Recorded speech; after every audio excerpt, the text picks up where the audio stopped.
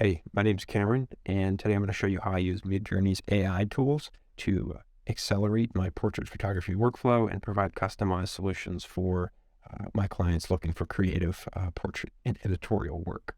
So, to give you more context, Midjourney is an AI-based text-to-image tool, and basically you'll feed it a prompt, some information, say, hey, I want a picture of a blue sky, a dog with long shaggy hair, 4 trees in the background, and then a quaint little house, and it'll build that for you. And that prompt is read back via a series of 4 images that you'll have options to actually go through and examine. So I have my friend Bella. I'll pull her information up here, and everyone's info will be linked down below. So Bella had this unique haircut where she was sort of in between hairstyles and had this longer reddish hair, but not necessarily long, not necessarily short. And my friend Sam, who runs a vintage boutique, actually had a very cool dress that was also available for this shoot. That's actually completely made out of beads. So I believe it's from the mid-century. I'd have to double check to see the actual date from her. But she's provides a lot of really great one-of-one garments and unique styles. So I'll link her information in the description down below as well. But I had this vision come together where it would be a spiky hair look, sort of like as if someone was electrocuted or caught on fire, and blend that in with a sort of like punk rock style. And we had some sort of Vivienne Westwood-esque makeup. So it was a hodgepodge of a few different things, but I think the final results, if you stick and stay tuned towards the end, turned out really, really well. So part of the struggle whenever you're creating new images like this is, so you have information on a model, you have information on maybe fashion garments you may be using, but you are really limited to, in traditional senses, what you can find on Pinterest, Visco, whatever it may be, any mood boarding service that you create other than making the illustrations yourself. And so I think Midjourney has a place for itself in portrait photography itself, where I think there's a lot of concern that it'll replace photographers. I don't necessarily see that as being the case, just because there are elements of the uncanny valley where things don't feel as realistic as they should be. But I do think it's a great place where you can generate new ideas and not necessarily show them to anyone else except for your client or whoever you're working with for the unique creative vision that you'd like to achieve.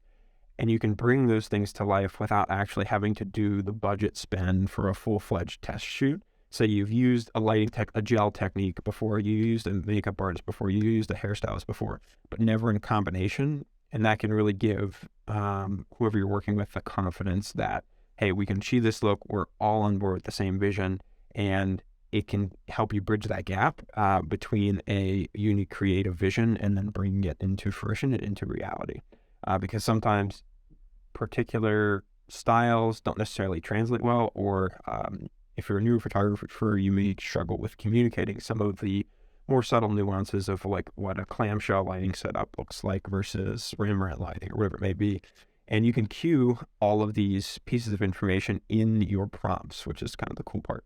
So I took information from Bella. So we have Bella's about average height. It's got medium-ish red hair, and prompted the AI to give me some information. So if you look here at the bottom of the screen, we have my prompt. I have young female model, dark straight red hair with a medium pixie cut, hair spiked up in all directions. Now, the more you read into this, you can actually look and see the prompt information. And these are surprisingly high resolution. I believe they cap out at 2048 in terms of the width of the pixels. And let me pull this back out, so I just lost it. And so as you cue things, you can basically interact with the model and the AI model, not the actual model, and bring out these images. So I find it particularly helpful to work through using like the styles of photographers that you might be trying to emulate. So for some of these, to give an example, like I queued up, give me samples of images that look like the style of Herb Ritts or Helmut Newton or other famous photographers, maybe Tyler Shields, someone who's more modern. And you'll get all this information. As you can see, when I started out, these are in chronological order from the bottom going up. I was getting these weird bangs that I didn't necessarily love. It felt very pink, a la maybe 2011, 2012. It didn't fit the vision, and it had sort of a, I don't know, a Karen vibe with the haircut. It wasn't really the look I was going for, and I wanted something spiked up. So what I did actually was I added a cue to the prompt. For those who have seen the show Year Without a Santa Claus, there's the heat miser and the snow miser who compete and bicker because they're siblings under Mother Nature. But I really like the spiked sort of flaming haircut here. And I actually added that into the prompt and said, I'd like the model to have hair that's spiked, but hybridized with a look like the heat miser from this particular show. Which was a famous Christmas show back in the day on CBS. So after I prompted that, I actually started to get better images that looked more along the lines of what I was going for.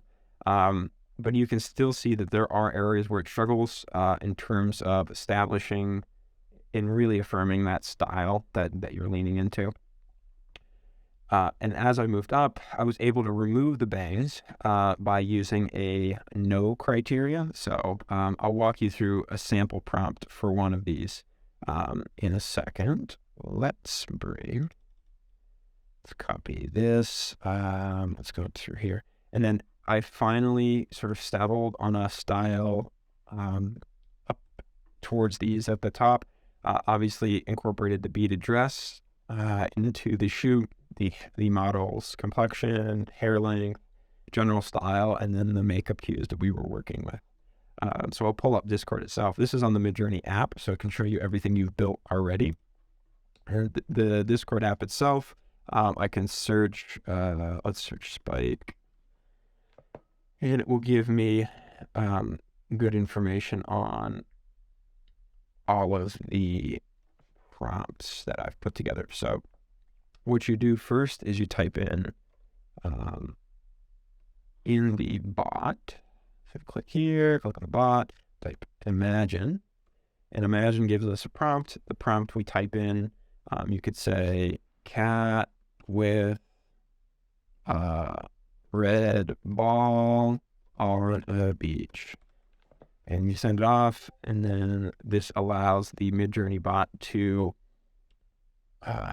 work and interface with the AI itself to return some images.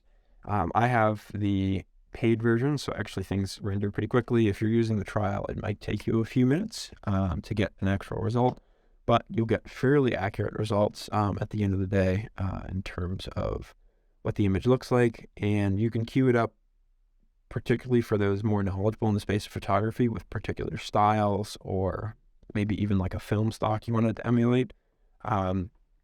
If you want to add, if you want to upgrade or upscale the image, you would hit the U button. So they go in a grid order. So U1, U2, U3, U4. And if, say, you wanted variations on one where it's close, but not particularly what you wanted, you can click the V. So V4 here will give us some options as well for that image. And as those render, I'm going to enter the prompt I entered for the shoot I did itself, and let that run as well. As you see, these build up iteratively, and you can see the final results. So to walk you through the prompt at the bottom, I have studio photo shoot, headshot with collarbone up, clamshell lighting, optical snoot, hair looks like you're electrocuted, young female model, dark red hair, deep orange highlights, pixie haircut, hair spiked up, styled like the heat miser in Year Without a Santa Claus, hair styled up and spiked, shoulders and neck visible, and a photo in the style of her Brits, black beaded open weave dress. The last two criteria, --AR, means aspect ratio. So here, I wanted things that I could post like iteratively in a reel or a YouTube short or an Instagram story. So that gives me the perfect aspect ratio of what I'm looking for, other than a square that I have to crop later. And then the no criteria, you can add a list of things. So if you said no bangs, no blue eyes, no let's say no makeup, and it'll let you remove things. So I don't need the extra now here, so just makeup. From the prompt. That being said, it's more successful if you prompt the AI with a specific thing that you're looking for, not what you're not looking for, which intuitively makes sense, but some people try and do it the other way around. It's always easier to do it from that side of things. So as you can see, this thing renders pretty quickly. We'll go back up while this is rendering. We can check out the cats we made. So here are the variations and options we have. For the first one, so get some variations in the eye, variations in the ocean, and you can tweak things as you see fit. I will say that where the AI struggles is with the, I would say, mouth and teeth, and then also fingers, as you can see here. They look a little strange at the end of the day. Let me enter this prompt and remove the changes it made. But generally, you get to see the anger and emotion that's translated from that character that we pulled in, the fire and heat from the hair, and then some of the lights. Sometimes the AI reads things too literally. So we'll try this again, but we'll remove the blue eyes and just add the no bangs. So we'll do imagine here. And we'll wait to see how things go. The other criteria you can add is --V, and that will give you a version, so you can specify which version of Midjourney to work with. That doesn't typically change a whole lot. Usually the newer versions are better, but overall, I think this technique is something that should be seriously examined for anyone in the professional world, because it allows you to iterate and give clients personalized feedback, particularly for more creative or outside of the box photo shoots. I will be incorporating it into my intake form. So on my website, I have an interest form that says, hey, I'm interested in doing a shoot with purple balloons for my birthday on this hill near my house. I want it to be me and 3 of my friends. And you can basically take all that information, that text-based information from the input form, feed it into Midjourney, and then automatically respond to that inquiry with a personalized package or request that says, hey, I've looked into your particular topic or style of shoot that you want. Here's some potential options or conversation starters that you can use. And that sort of gets the ball rolling without the bloat and sort of added time of having to look things up through Pinterest or doing repetitive work.